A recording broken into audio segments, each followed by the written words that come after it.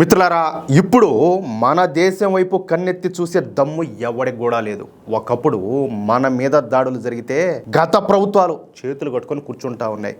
ఓయమ్మ ఈ దాడిని మేము ఖండిస్తున్నామని చెప్పేసి, ఏదో మేము లేఖలు రాస్తామని చెప్పేసి సొల్లు కబుర్లన్నీ కూడా చెప్తా ఉన్నారు. కానీ ఇప్పుడు సీన్ మారింది. పాకిస్తాన్ లో దాక్కుని మన మీద కుట్రలు చేసేటటువంటి లష్కరే తోయిబా ఉగ్రవాదులకు చుక్కలు కనిపిస్తున్నాయటనే తాజాగా మీర్ షుక్రఖాన్ అనేటటువంటి పెద్ద ఉగ్రవాది వెట్టాలో శవమై తేలినాడు. ఎక్కడ?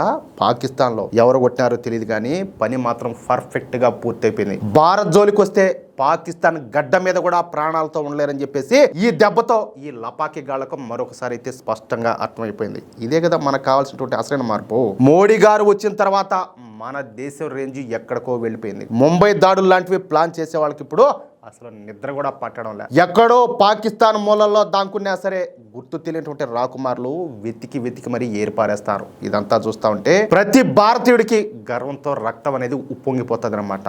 శత్రువుని వాడి ఇంట్లోనే వేటాడి చంపడం అంటే మామూలు విషయం అయితే కాదు కదా.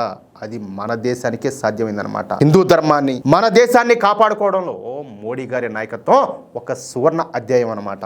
మన జవాన్ల త్యాగాలకి, మన దేశభక్తికి దక్కినటువంటి గౌరవం అది.